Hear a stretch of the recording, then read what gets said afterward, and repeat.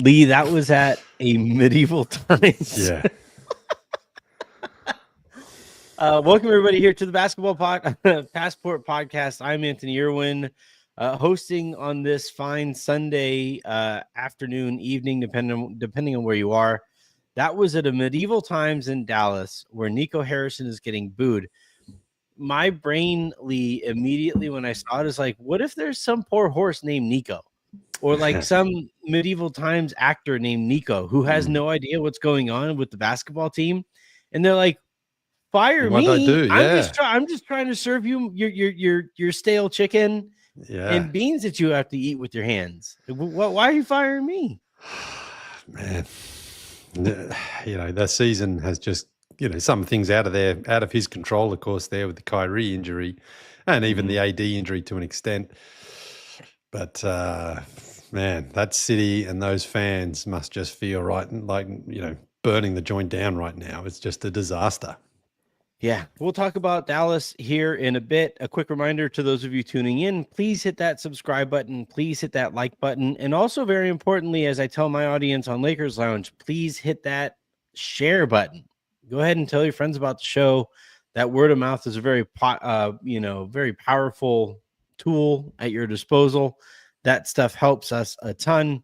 I am Anthony Irwin, a senior Lakers insider for Clutch Points and host of the Lakers Lounge podcast. I am joined, as always, by Lee Ellis, who is I'm trying to think of like the coolest title that we can give you. I'm thinking like global ambassador to basketball. Like, I think that's a good one. I don't hate that one. Yes. Yeah, that's a good one. I'll try to come up with one, but I'll take that for now. I think that fits with my vibe and what I'm trying to do. Yeah. How's your weekend been? You been good? Not too bad. Yeah. A bit of rain here in Atlanta, but Hawks had a nice, they've rattled off 3 in a row, beat the Pacers twice. I was down there for both of those games. Pacers, look, to be honest, no Tyrese Halliburton in both games. TJ McConnell didn't play. Well, he played last night, but he was off after about 20 seconds. He picked up an injury. And the Hawks almost blew it. They led the whole game. Pascal Siakam had the ball down 3 with 5 seconds to go, and he drove inside and dunked it, which was unusual. Hashtag math is hard. Yeah, I mean, Pascal, he was an all-star this season. I saw him, of course, in Toronto. He won the championship there with the Raptors. Great player, continues to grow, continues to thrive. But very, very surprisingly boneheaded move there to not... Who cares about the 2? Fire away that 3, Thought the Hawks might have tried to foul to prevent the 3 going up, but they didn't. And they basically saw him drive past Dyson Daniels and said, you can have that basket if you want that. So Hawks have quietly slipped now into 7th on the standings there in the Eastern Conference. The Magic and the Heat have dropped below them. So the Hawks, as it stands right now, are in a decent position to make the playoffs because they would, of course, get 2 home games in the play-in tournament as it is right now, if they needed that second one. Do you think Hawks ownership, given like what their priorities have been over the years, would be hoping to lose the first one and get an extra play-in game in Atlanta? Well, no, because I think, of course, I know you're being, facetious there, but there's a chance, probably won't happen, but there's a chance they could draw the Knicks in the first round, which would be a dream scenario, I think, for the Hawks. Not only could they possibly beat them, but of course, it's a huge moneymaker for them as well. So that would be the scenario. But as it stands right now, I think it'll be the Pistons and the Knicks in that first round. Which would be an incredible series. Yes. That would be so much fun. That would be an old throwback 80s series. Yeah. How many bodies would be left on the Knicks at the end of that series? Well, if Tibbs had his choice. Yeah. All right. Today on the show, we're going to be talking about the Oklahoma City Thunder. They beat the Denver Nuggets earlier today. A game that pitted the top 2 MVP candidates against each other. And we're going to talk about what impact that has on MVP races. Those kinds of games do. And then also talk about the Thunder. They look really good in that one. So we'll discuss that. LeBron tweaked his groin against the Celtics Saturday night in a loss against the Celtics. The Lakers snapped their 8-game winning streak in Boston. And Boston looked very good in that game. And I think we're starting to see some of the cracks in the Lakers' approach on both sides of the ball. So we'll talk a little bit about all of that. The Mavericks finished an NBA game today, Lee, with 6 players. 6. I joke around. I joke around about trying to make the NBA. Like, I wouldn't mind just, hey, you don't even have to pay me. Just let me suit up and be ready. And hey, I can run a few possessions for you. That's all I'm saying. That's, I kind of think you should start, air quotes, covering the Mavericks. Go start, go to some of those games, and then they might ask people. it would be, hey, who has what levels of experience in basketball? Yeah. We need a fifth. Well, and if you're Nico Harrison, you need a distraction from the trade. So you make a worse move, a worse decision. So people start going, man, this guy's lost his mind, right? Although, to be honest, I still think it wouldn't be a worse decision than trading Luka. I think, you're not wrong. I don't think anyone would go, yeah, okay. Yeah. Luka's still worse. At least this guy, he wants to play and he's happy to come to the Mavericks. I think that's what the storyline would be. We're a step closer to either Jason Kidd player coach or Jared Dudley player coach. Yeah. I don't know which one I want more. So we'll talk about a video, though, that from that game, and as well as the one that I played at the top of Mavericks fans not being thrilled with Nico Harrison knowing it and therefore hiding as a result from said Mavericks fans. And then to wrap up the show, we will tease this week's destination, which is Hong Kong, China. Yes. More a promotion than a recap, but very excited for Hong Kong to come on the calendar here. Perfect. All right, let's get started, though, with the Oklahoma City beating the Denver Nuggets today. They pulled away late. It was a fairly close game throughout. The big loss, aside from the game in this one, was Aaron Gordon. He was only able to play a few minutes in the first quarter, knocked down a three-pointer, and then, kind of sort of quickly subbed out of that one. I tweeted this out while I was watching it. They are a completely different team without Aaron Gordon. And I know he's obviously that's not exactly groundbreaking analysis, but the Denver Nuggets are very small without him. He's probably they're probably second or first or second most physical presence out there on the court, one being Jokic, the other one being Aaron Gordon. He's actually been shooting the leather off of the ball this year by his standards, 40+% from 3-point range from Aaron Gordon. And then he's also easily their best defensive player. And he wasn't able to finish in this game. They wound up having to go very small and playing Russell Westbrook in some stretches. They went big in some stretches where they had the 2 big lineup out there, and that was kind of clunky as well. Lee, I'm guessing you caught the game. What did you think of that matchup there? Well, yeah, if you look at the box score, you would say the Thunder blew them out, and statistically they did there at the end. But it was a pretty close game for 44 minutes. It was really entertaining. Yeah, it was a really entertaining game. But one thing that really stood out to me was just how tough it was for the Nuggets to score. Like, they were scoring despite going up against some of the toughest defense I've seen. And that's what is the staple there for the Thunder. Everyone on that team can defend. Jokic had a tough time. Michael Porter and Jamal Murray. I think Jamal Murray finished with 20 there as well. Oh no, only 17.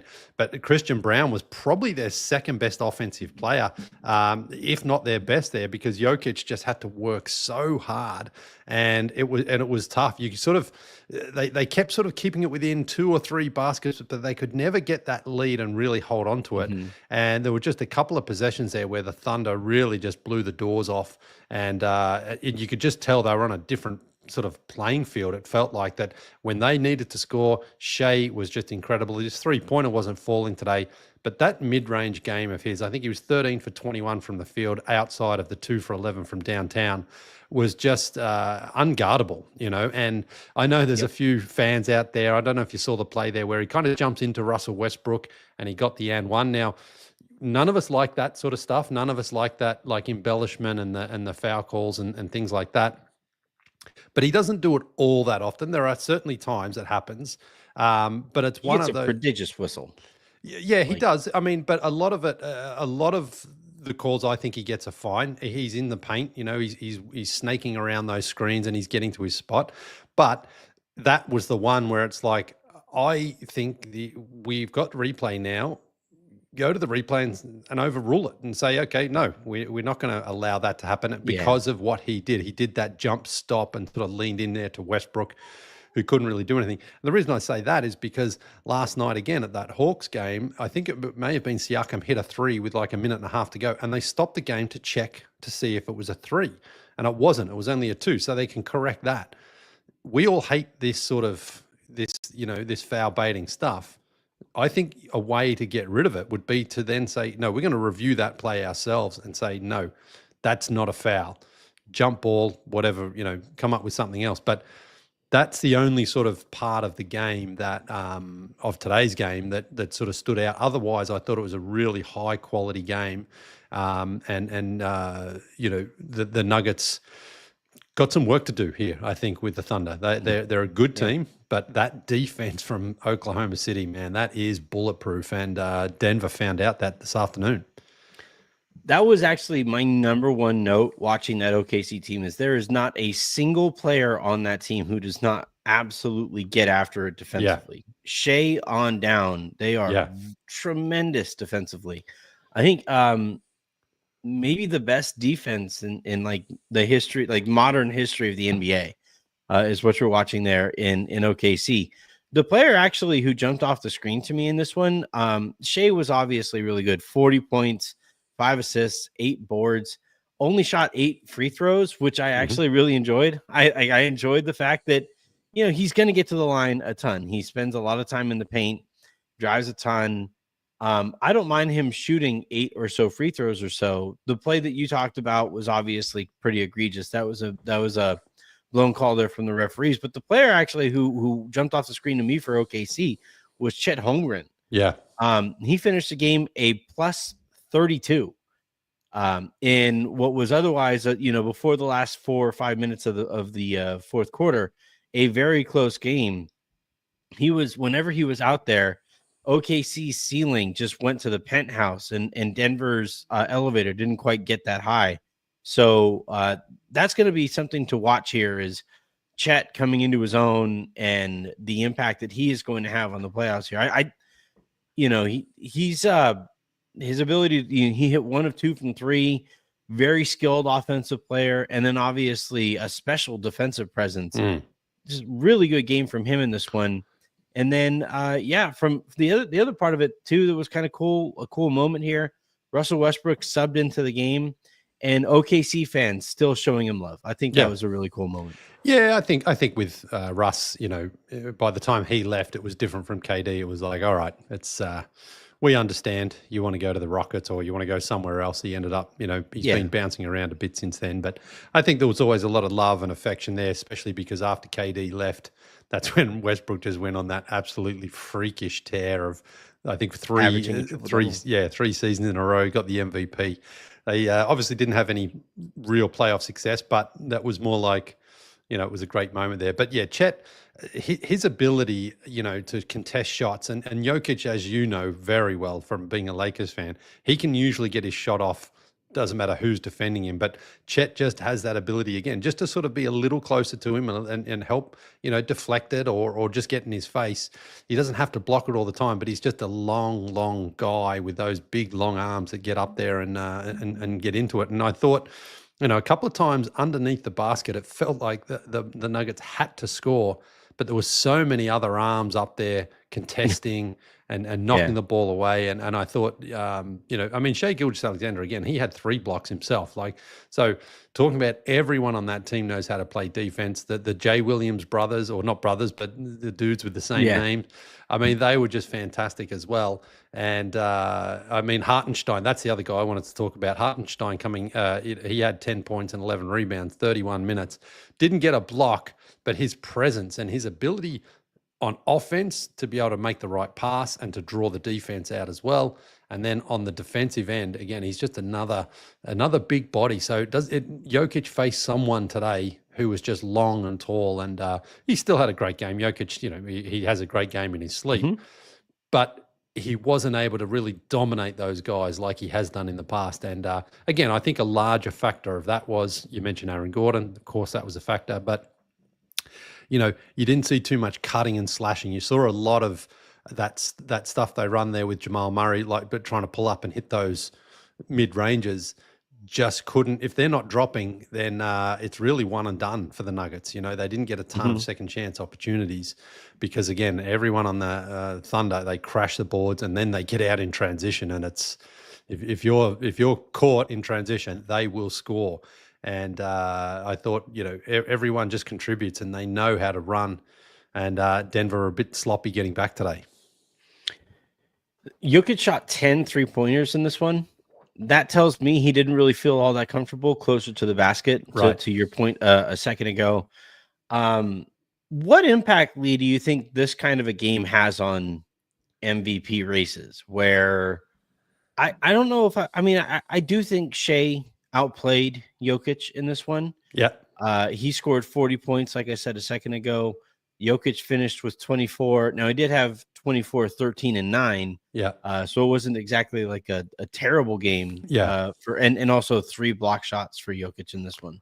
2 for 6 from the free throw line too from Jokic was very. Well, he banged his elbow. Yeah, that's right.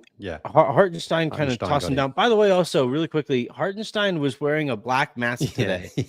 That was just like I should have grabbed a picture of it. I should have grabbed an image of it.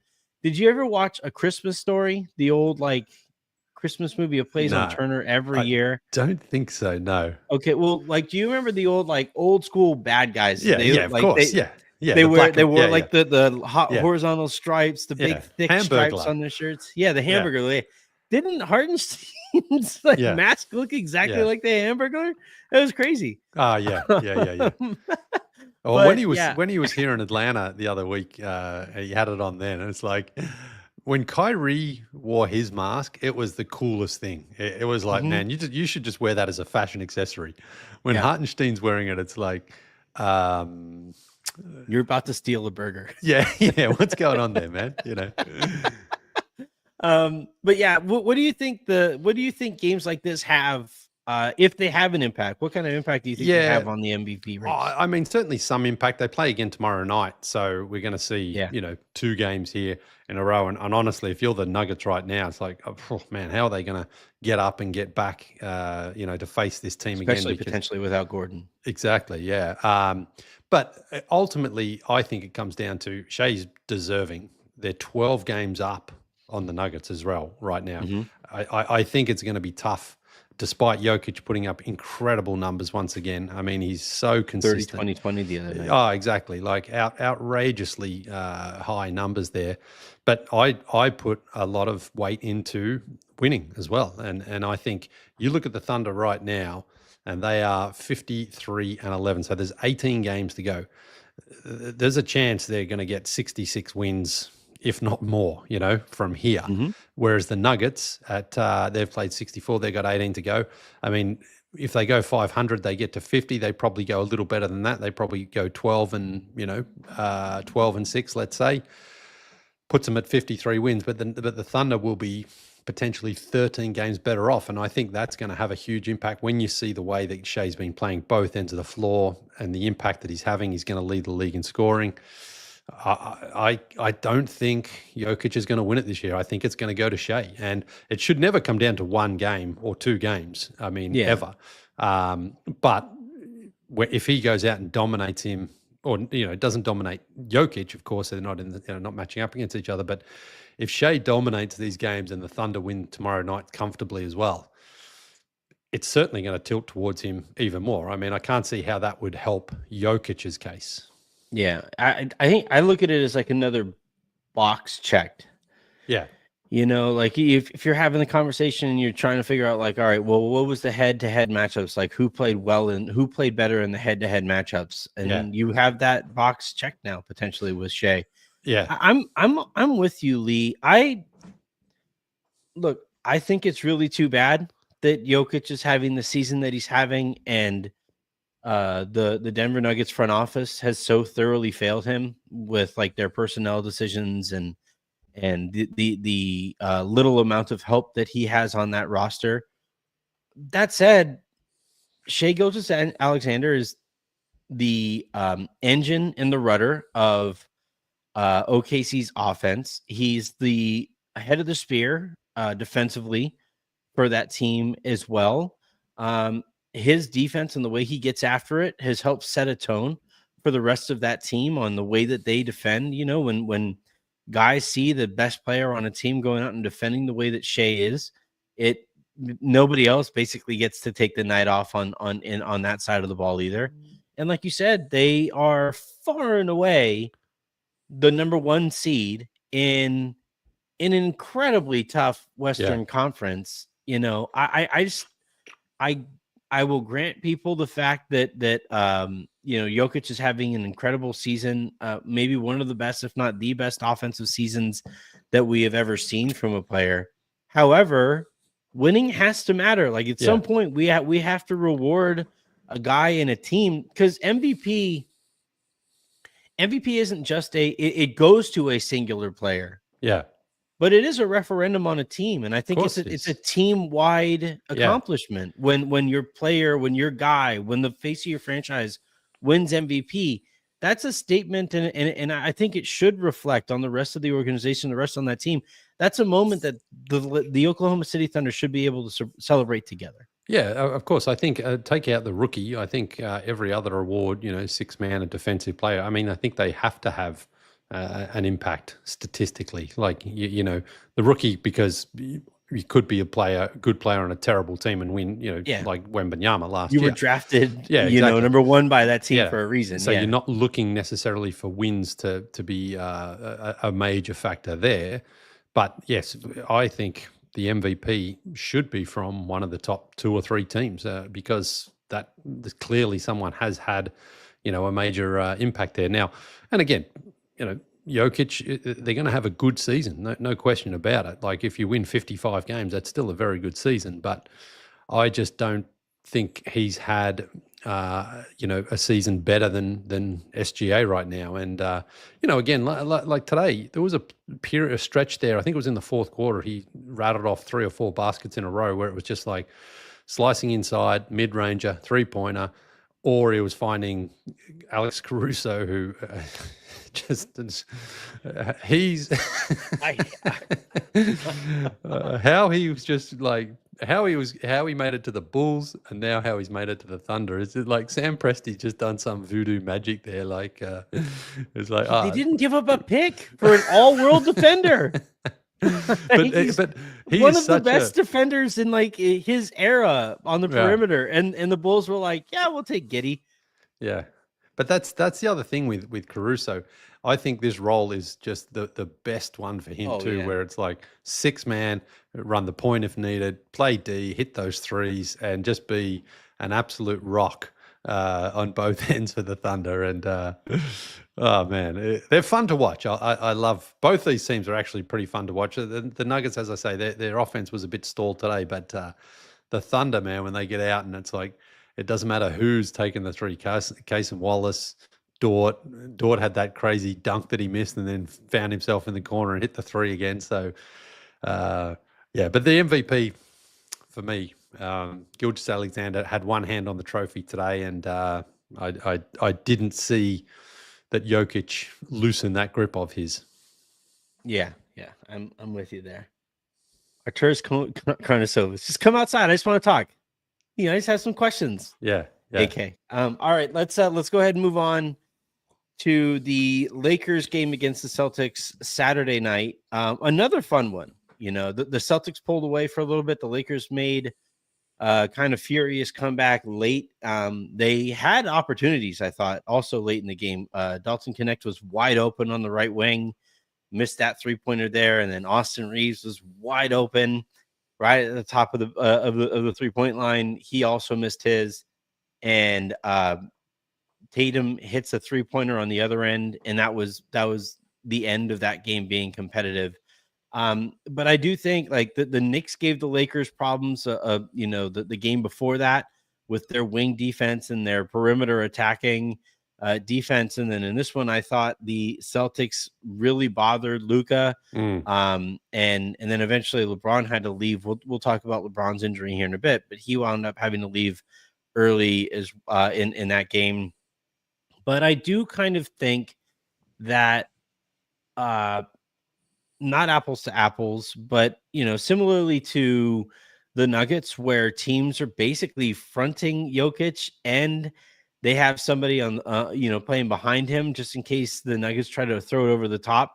And that's kind of the JJ Redick kind of introduced that way of defending the Nuggets, and we've seen a few teams now in a row basically utilize that approach in defending the Nuggets.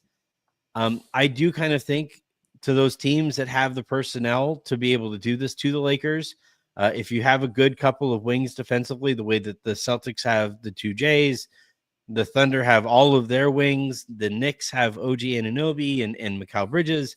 If the Rockets have a great series of wings that they could throw at Luka and LeBron, I think we're starting to see a little bit of that game plan making its way through the league on how to defend the Lakers a little bit, especially if they aren't running organized offense. And then I think even more interestingly, the defense. We saw Zion Williamson go off against the Lakers to the tune of 37 points. Jalen Brunson was a migraine for the Lakers for the entirety of that game until he sprained his ankle. And then in this most recent game, Jason Tatum went off and I think scored almost 40. If he didn't, he got 40. he scored 40. Lee, what do you make of now a few games here in a row of the Lakers having there's a bit of a through line to the Lakers' most recent matchups? Well, I mean, it's probably normal though, isn't it? The teams are now seeing what the Lakers are doing and realizing, okay, this is kind of the approach we have to take here. And last night it was one of those things that was like, okay, the run had to come to an end at some point, and the Celtics were clearly up for it, especially in the second half there. I mean, Doncic had a good game, but Jaylen Brown loves that matchup too. He loves, goes back to the playoffs last season. Like he really thrives and wants to take on that challenge every time he can, and he can cause problems there for Luka. So what the biggest challenge I think for JJ Redick now is, without LeBron there as the release valve, and vice versa, it's like, oh man, where is Luka going to find that sort of comfort that he can fire the ball off to, the second greatest player of all time? Defensively, yeah. LeBron's been great defensively. Well, that's right. Yeah, they're really going to miss him a ton. Yeah.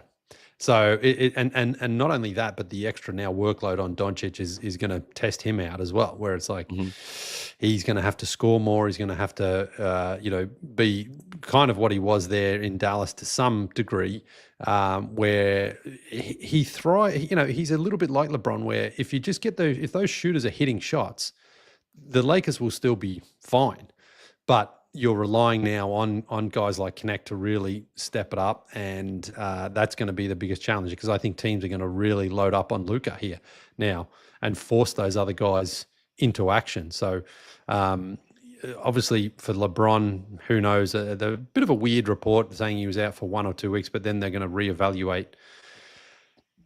Anyway, the phrasing of it was a little awkward. I did talk to Dr. Evan Jeffries on today's lounge, and he was kind of talking about how like they can't run an MRI because of the amounts of swelling that might be going on there. So that might be why like the reevaluation. And I think Shams is going to get off his tweet no matter what, to talk about it. So, that is just kind of what it is. But if LeBron misses at least 2 weeks, you and I talk, the next game that the Lakers play is Monday, that being on March 10th.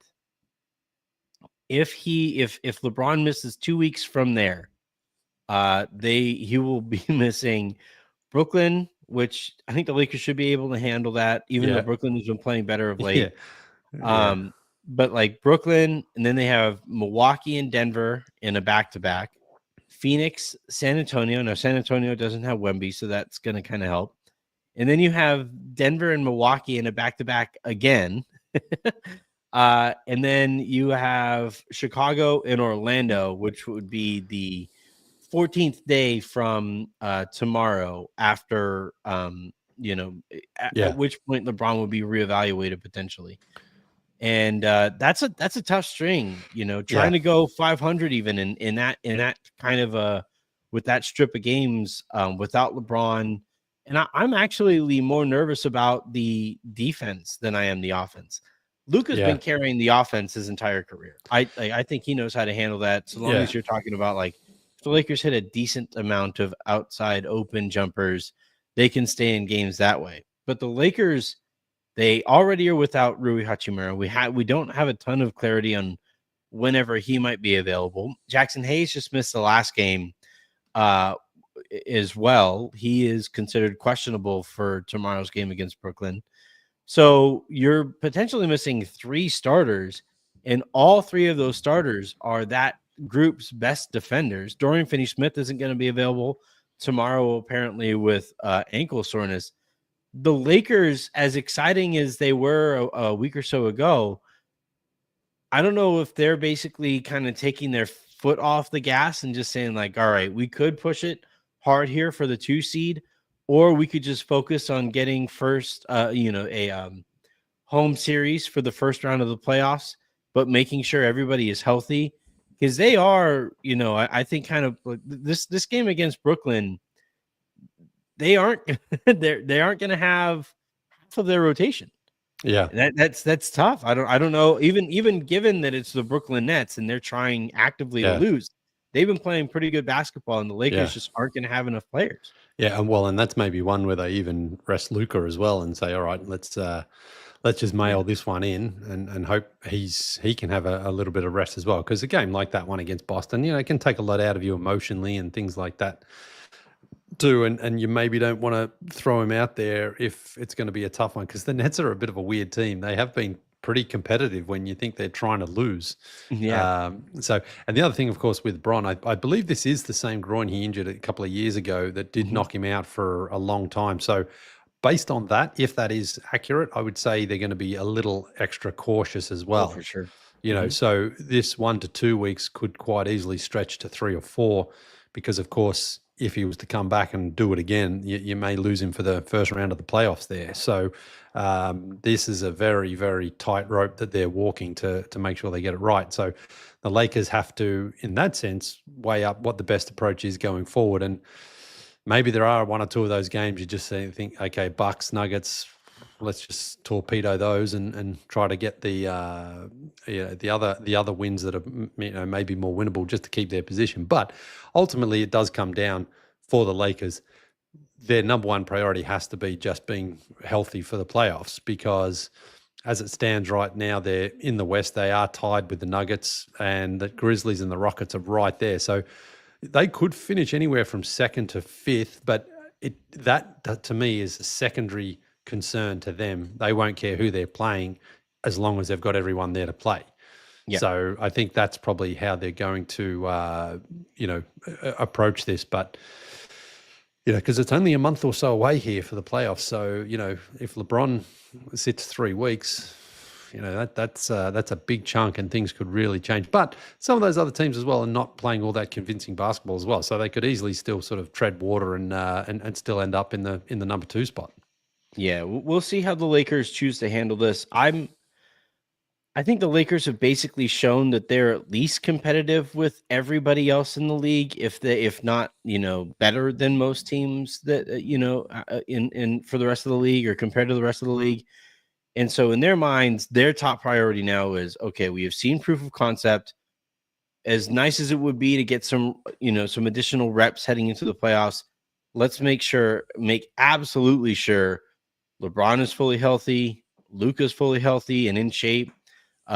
Dorian is fully healthy, Rui is fully healthy, and Austin also is a big key to all of this. Jackson Hayes is somebody that the Lakers, I think, really missed against Boston. Let's make sure if by the time we do get to the season ends for the Lakers on April 13th, by the time you get there, you are as close to 100% across your roster as you could possibly be, which there is no such thing as being 100% at the end of 82. No, but you just want to, how close can you get?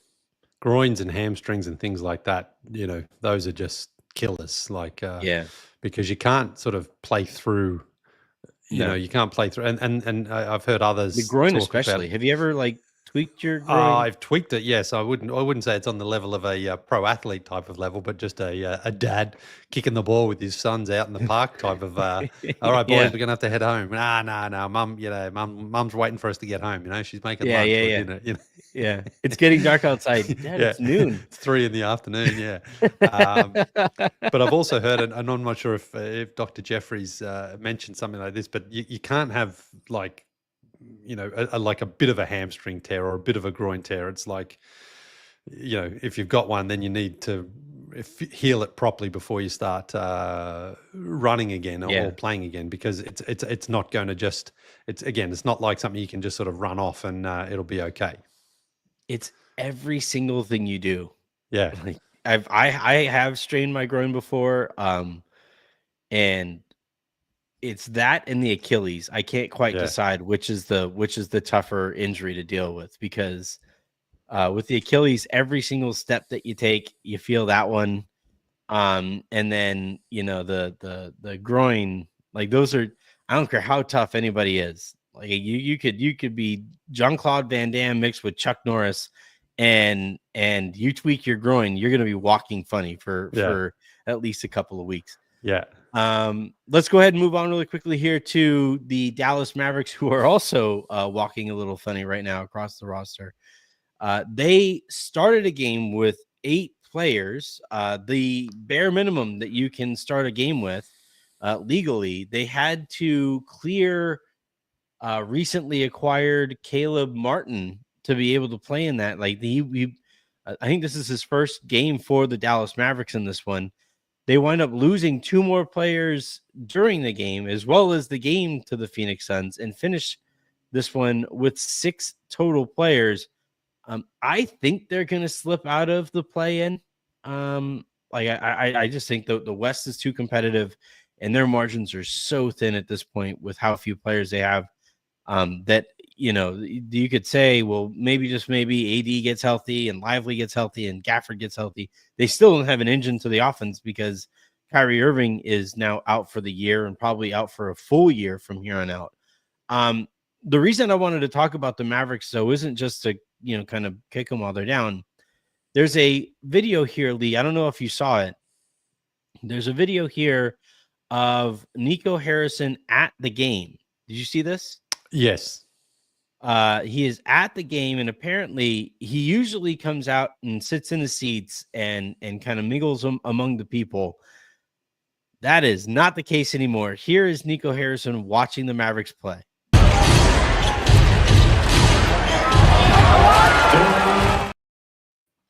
Yeah. Yeesh. Here's a still image of it. Yeah. He apparently has not come out of the huddle in any of these games basically since the trade or since Anthony Davis went down. I believe he came out, for the Anthony Davis game, showed his face there. But because of the booing concerns, because he knows he's in some boiling water there with the fan base, that he isn't coming out here. What's so weird is that he was out there front and center in LA. He was right there. Now he's a hell of a lot more popular in LA than in Dallas right now. But like what do you make of, like, do you think when you make a trade like this, do you think the executive should wear it? Do you think the executive should? There's no question, because for me this trade was a personal dig at Luka. And it's funny because I was out for my walk today, and I find my walk very meditative because I don't take my phone or anything like that. And it's great. It's great to not be connected. And actually thinking about it today, I was like, I know that Adam Silver would never say this, but in hindsight, I don't think David Stern would have allowed that trade. I honestly think he would have said, you got to get more. You can't make that deal, because David Stern was very, protective of the sort of optics of things like this. Yeah. Now, would Adam Silver, maybe they did it on a Saturday night and they were hoping Adam Silver was out to dinner or something, and he said, hold my calls. But because I just think, this is just one of the worst decisions that you could possibly have made. And again, it wasn't like Rob Pelinka somehow finessed him or persuaded him, and Anthony Davis was having an MVP season. This to me seems out of spite that Nico was like, I'm done with Luka and I'm going to flex my muscles. And so in a professional way, he deserves all the heat that he's copping now. Personally, of course, it should never go beyond that. His family should be able to go out for dinner, and he should be able to walk the streets without being harassed or anything like that. But professionally, this is just one of the worst moves I have ever seen in any sport. And I just, it is unforgivable to just hand away Luka the way that he did. So, him hiding there in the side, I get it, because he's probably hearing everywhere he goes, he's probably getting booed and people are screaming things at him. But you make a decision like this, and you have to wear it. You have to own it. You didn't. This was just absolutely nothing that had to be done, and he's done it. And the franchise feels absolutely betrayed. And the Lakers are, have been thriving up until last night there. So it's just, there really isn't a way to sugarcoat this for him to make out as if, oh well, I can understand his reasoning or understand his point. I can't at all. And that should not have happened. And again, I honestly, would love to know if David Stern would have just said, no way, not at that price. If you want to do it, you got to get 5 first-round picks plus Reeves plus Connect plus, Rui or whoever as well, and then you can make that deal. But as it stands, no way. I'm not having the perception that the Lakers just got, the conspiracy theorists that the Lakers had just got, handed Luka Doncic because the league wanted it to happen. I don't know how they would have legally rescinded the trade. Like, unless they found proof that there was some kind of collusion here. The reason Stern was able to rescind the Chris Paul trade was because he was running the Pelicans at the time. Yeah. No, there's no question. Was in its own right a ridiculous situation, right? Like that was like the league got itself into trouble by running the it was the Pelicans. Yeah. Well, I think they were still the Hornets, right? Oh, they were maybe you're right. Hornets. Actually, yeah, they were the Hornets. And then eventually, they became the Pelicans, and then Michael Jordan wanted the Charlotte Hornets to. But anyway, that was obviously one of the weirdest moments in NBA history, and that was all the foundation to that situation was laid by the fact that the league stepped in and was running an organization while they were trying to find a buyer for that team. In this case, it's a brand new owner, which I guess if Adam Silver wanted to step in and be like, hey, that's not how we do things here, like if you wanted to apply some pressure there, okay. But I don't, the thing to me that stands out the most in this situation, Lee, is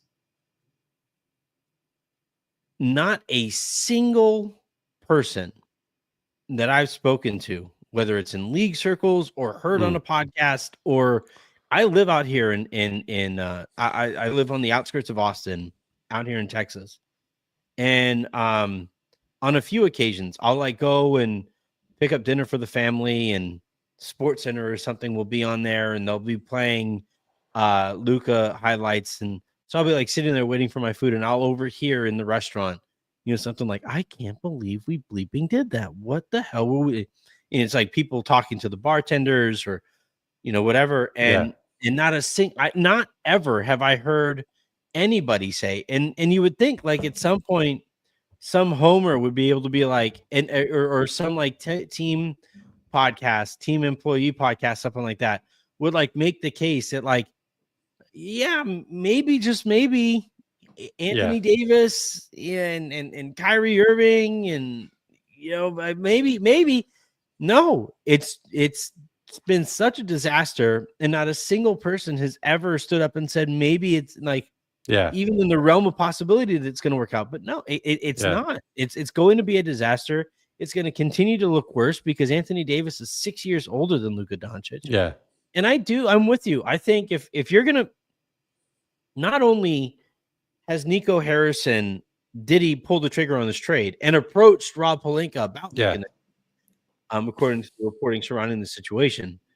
Not only did all of that take place the way that it did, but after the trade, he has gone out and leaked and laundered information about Luka Doncic as a professional, as a person, even, and with his habits, his off-court habits, and his leadership to varying degrees, and saying this guy did not fit the culture that we were trying to build, or we are trying to build in Dallas. If you're willing to launder that information through reporters, then you should also be able to sit there and take it from fans who have something to say.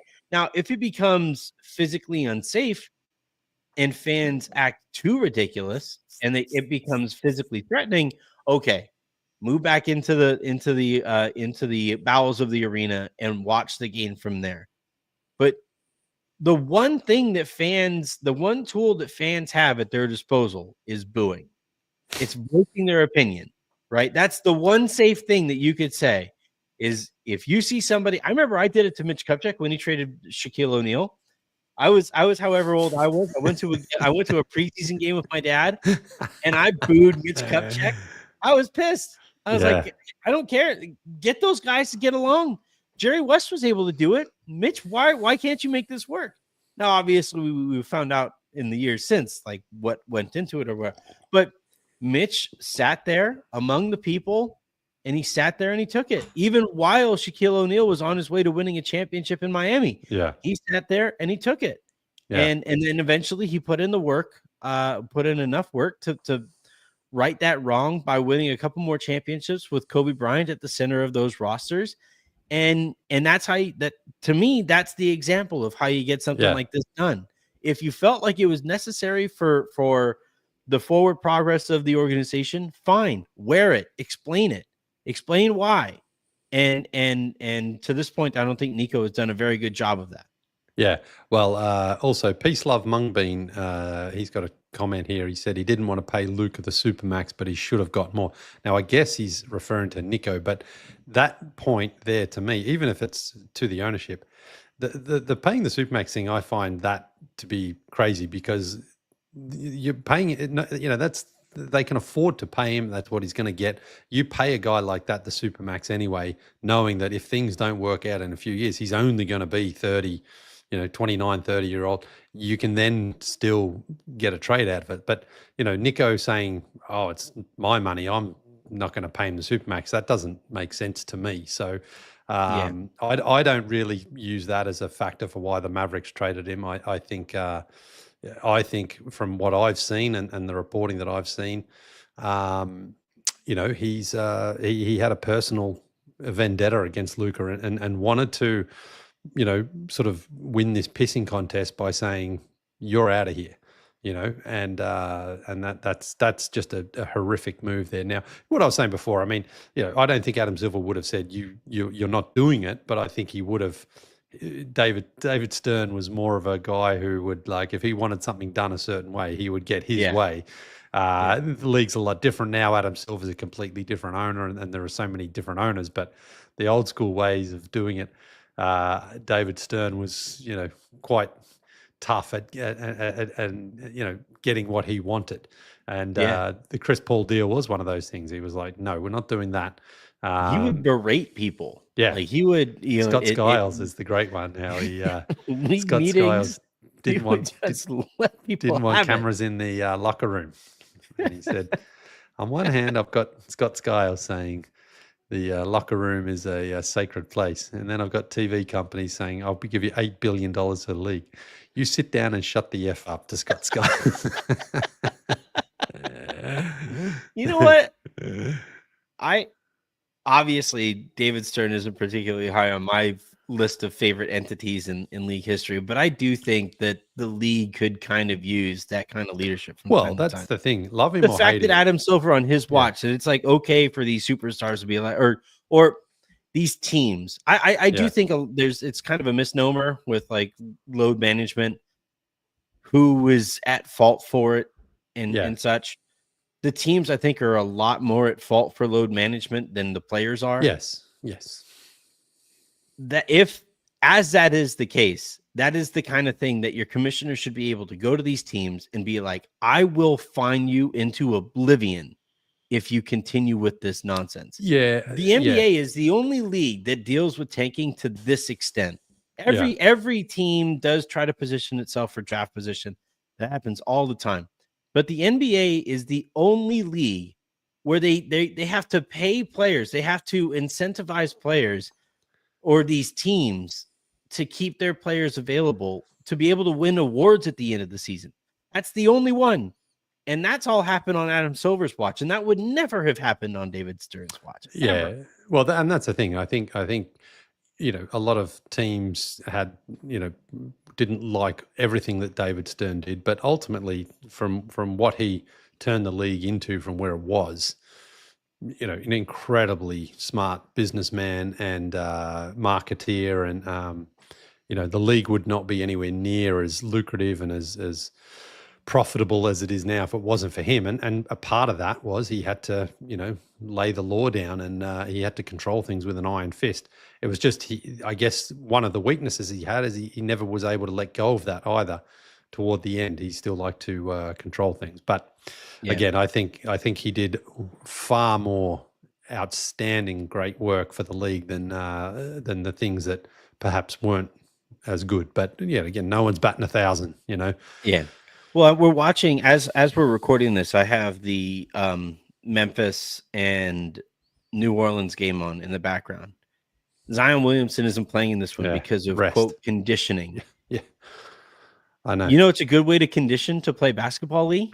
I know. Playing I saw that basketball. Too. It's like, what are we doing? What is Adam Silver doing to where Zion Williamson is one of the faces of the league, and New Orleans can just make the decision. Yeah, we aren't going to play him because conditioning. Yeah, absolutely bananas. It is. If it is just for that reason, if he has any sort of injury that they're not disclosing or whatever, fine, but disclose it. But other than that, there's no reason for him to not be playing tonight. And that is one of those things that hurts the product, because Ja versus Zion, I mean, that's exactly what we want to see. But without one of them, it's like, all right, watch something else. Yep. All right, let's go ahead and tease this week's destination for Friday's episode, Hong Kong, China. Yeah, well, I mentioned off the top here, this is more a promotion rather than a recap, because I haven't been to Hong Kong yet, but got the confirmation today, actually, that the Hong Kong trip is going ahead. It's going to be in May, toward the end of May. And got some really fun stuff lined up there. Got some clinics lined up with some kids, got some games. There are 2,948 outdoor courts, I believe, in China, in Hong Kong alone. That's crazy. I know. So they love their basketball there. That's for sure. My God. And everyone I know who's been to Hong Kong said it is just an amazing city. So very, very excited about that. And we'll hopefully have a few more details to share about where I'll be and what I'll be doing there. So mentioning it now, because a lot of people ask me like, hey man, when's your next trip? I want to join. I want to come along. Now, it's not easy. I mean, it's, it could be anywhere in the world. This one's in Hong Kong. But if there are any of our listeners out in Asia, or, I mean, anywhere, if you want to go, come on out to Hong Kong and let's get some buckets and be a part of this. We've got some good stuff. Spalding is going to be involved as well. Shout out to Spalding. They're going to be supplying some balls for this trip. So very, very excited for it. Still a couple of months away, but I want to sort of promote it and see if, see if anyone does want to come along and be a part of the fun. That'd be great. All right. I can't wait to hear more about it on Friday's episode, as well as everything else that we'll talk about leading up to it. We have about a week or so. It's crazy. You mentioned it, Lee. There's about a month and some change left before the playoffs. Absolutely insane. So I can't wait to continue talking about this. And very, very good. I think that's going to do it here for this episode of the Basketball Passport Podcast. Please hit that subscribe button. If you guys are watching live on YouTube right now, please hit that like button as well, and the share button. Those things help. We have been I'm live also from my Twitter account. So if you guys are watching on Twitter, head on over to youtube.com/@basketballpassport to find the show there. And then if you guys have any questions for us, leave us an email at the nice and easy to remember basketballpassportpod@gmail.com. And we will get to those here on the pod as well. And until the next time you guys hear from us, I'm Anthony Irwin. That was Lee Ellis. This has been the Basketball Passport Pod. Safe travels, everybody. We'll talk to you guys on Friday.